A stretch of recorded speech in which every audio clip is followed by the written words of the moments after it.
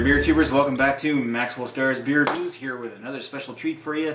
This time we're going to take a look at the brand new seasonal from Pump House Brewery in Moncton, New Brunswick. We're going to take a look at Rosehip Ale, weighing at 4.5% ABV. Pump House Rosehip Ale is a new product that just arrived in MB liquor stores in bottles about a week ago. I believe it was a week.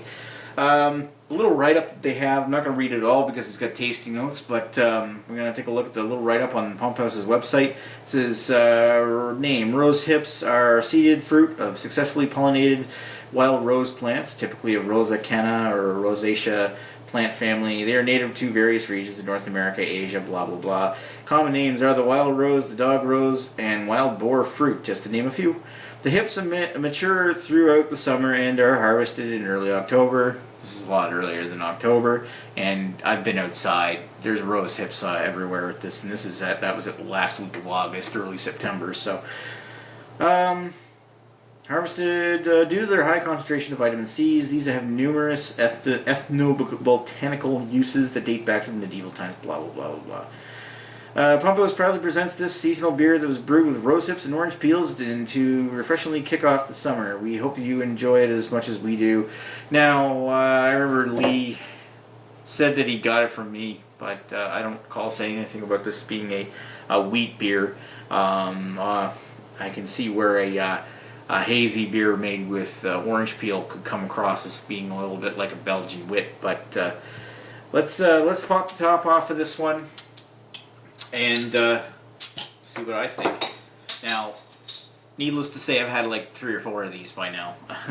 I've drank most of a 6-pack by myself.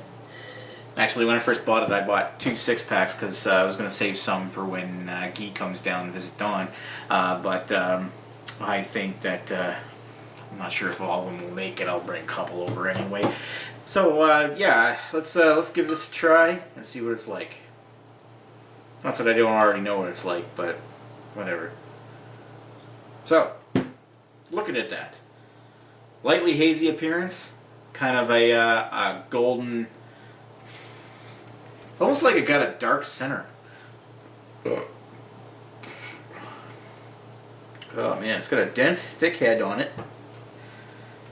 Maybe it is made with wheat. It's got the head of a wit beer. It's got this nice, dense, thick, creamy head, which is very pleasing to the eye. The beer itself looks unfiltered. It's not so much a lot of sediment, but it's very... it's got a lot of haze through it, suspended within the beer. And that haze really comes across as having almost like a dark core. Maybe that's just the way it's sitting in this glass, but it's kind of, as you get in there, it kind of almost turns pink, or maybe not pink, but kind of turns rose and dark. So it's really, really nice to look at. That is a gorgeous beer sitting in my glass right now. So let's give it a sniff.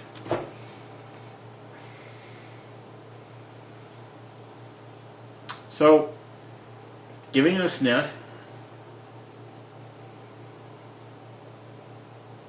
I'm getting almost what comes across as a little bit of a blood orange, but a very almost raisiny, fruity kind of smell. And it's also quite tart in the nose. So it almost comes across as roses. Maybe that's the rose hip coming into the brain right now. But it's like this really like green grape raisin kind of smell. You ever had green grape raisins? They're kind of like regular raisins, except when you look at them, they're kind of like a lighter in color.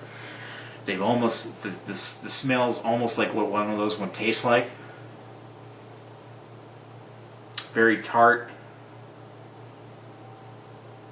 Maybe bordering on a raspberry.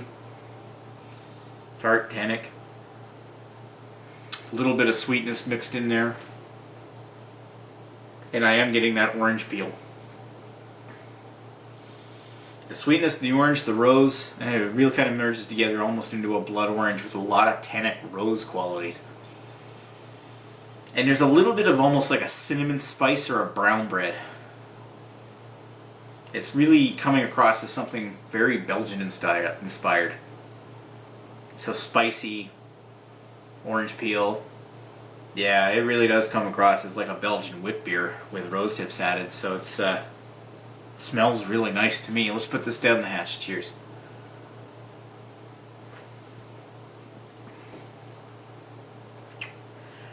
Up front, there's quite a bit of spice in there. It's almost like nutmeg and maybe a hint of cinnamon. Fading into this slightly bready rose tartness. I'm getting a lot of tartness throughout the body of this beer. A lingering gentle tartness in the top of the tongue. Fading into a body which is almost non-existent in the back. I mean, that tartness kind of lingers on the tip of the tongue, and as it falls off into the back of the throat, just sort of disappears into a puff of foam.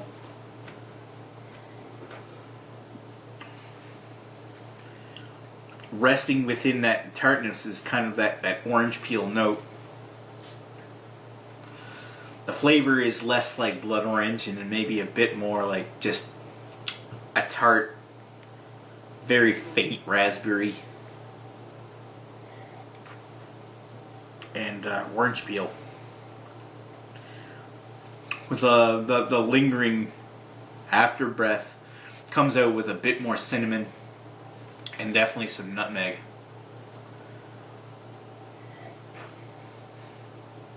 Geez, that's really nice. Now, some people may like it, some people may not. I'm on the side where I really like this. I'm not going to go and tell you that this is absolutely incredible, world class or anything. It's not. It's just a great sessionable beer, which is something that Pump House is relatively decent at. Pump House has better. Pump House definitely has worse. This is, in my opinion, one of the better ones. I would take this any day over their Thai wheat. But at the same time, I'm kind of looking forward to their Oktoberfest. So, but I like Marsden's, so I have a soft spot for that one. This one, yeah, it's not bad. I would definitely recommend trying this. I mean, it's not super incredible, but it's definitely a great, satisfying beer, and I'm glad. Sometimes I go into the liquor store, I'll buy like a case or a six-pack, or not a case, a six-pack or 2 6-packs, and I feel at the end like maybe I've overdone it, like I bought too much. I bought 2 6-packs of this stuff, and I think I'll probably wind up drinking it or sharing it with friends, just because I actually really like this beer. Now, I can't give it a 4. I'm going to give it a 3.75 out of 5. I really like that. It really does come across as being like a Belgian wit or something with rose hips added. And while its execution is not perfect, it's a decent sessionable beer. One of the biggest thing I like about this, the biggest thing that keeps me coming back to it, is that little bit of tartness that lays across the top of the tongue. I'm just a sucker for that. Like, it's one of those things like, oh, I love that sensation. Take another drink. Love that sensation. Take another drink. Oh, that beer's empty. Go grab another one. I love that sensation. Taste. This is one here I could drink as a sessionable. This is one that I would pick as a go-to beer if I'm not feeling like anything hoppy. This is actually really good. And you're getting a great amount of vitamin C out of it. So, yeah, Pump House Rosehip Ale. I would definitely try it out if you find it. It's a very decent beer in my opinion. So, thanks for watching Maxwell Starr's Beer Reviews. We'll talk to you folks later. Cheers.